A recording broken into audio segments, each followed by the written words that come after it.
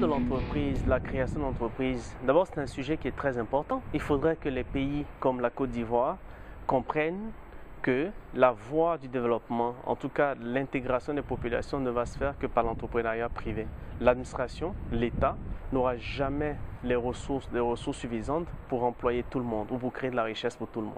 Il faut que les populations créent leur richesse. Et les jeunes représentent plus de 50% dans les pays de développement de la population. Et les jeunes de moins de 25 ans sont encore plus nombreux.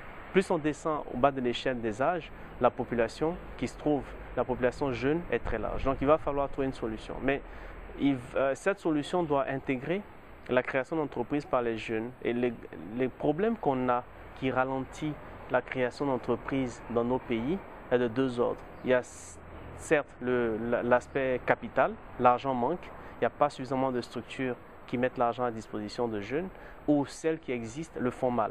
La deuxième chose, et qui est beaucoup plus importante que le manque de capital, c'est la capacité entrepreneuriale des jeunes. C'est-à-dire que le schéma familial est un schéma qui encourage les jeunes aujourd'hui à aller dans l'administration parce que c'est sûr.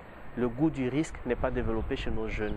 Et le relais qui devait être pris par les structures de formation pour encourager les jeunes à aller sur le chemin de l'entrepreneuriat est quasi vierge aujourd'hui. Il n'y a pas de... En ce moment, la solution, c'est que les organisations non gouvernementales, que la société civile s'organise et qu'il y ait des cadres d'encouragement des jeunes depuis l'université, depuis les grandes écoles, que d'abord l'entrepreneuriat fasse partie, comme en Europe, des programmes de formation. Que des entrepreneurs qui ont réussi soient associés comme professeurs vacataires dans les structures d'enseignement supérieur.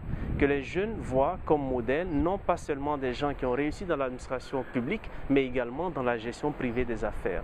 Et c'est à ce prix-là seulement que les jeunes vont voir qu'on peut s'enrichir, on peut en tout cas avoir une vie correcte en créant son entreprise.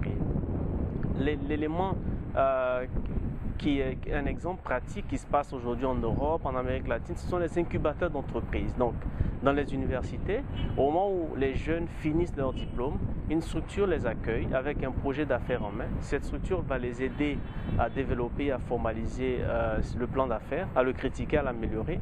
Mais plus encore, leur offre un cadre, un espace de travail qui est commun à plusieurs jeunes entreprises dont le défi sera d'aller chercher des marchés, de faire des revenus, mais toute la lourdeur administrative de trouver un loyer, de payer des salariés, de faire de la comptabilité, revient à cet incubateur qui est en fait un espace de gestion d'affaires.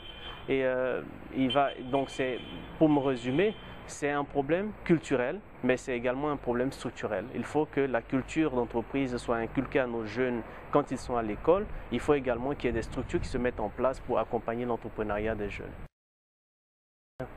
En termes de culture d'entrepreneuriat, le plus important ou l'élément capital, c'est la culture du risque mesuré. Il faut que notre jeunesse soit une jeunesse qui comprenne qu'on ne s'enrichit pas sans prendre de risques.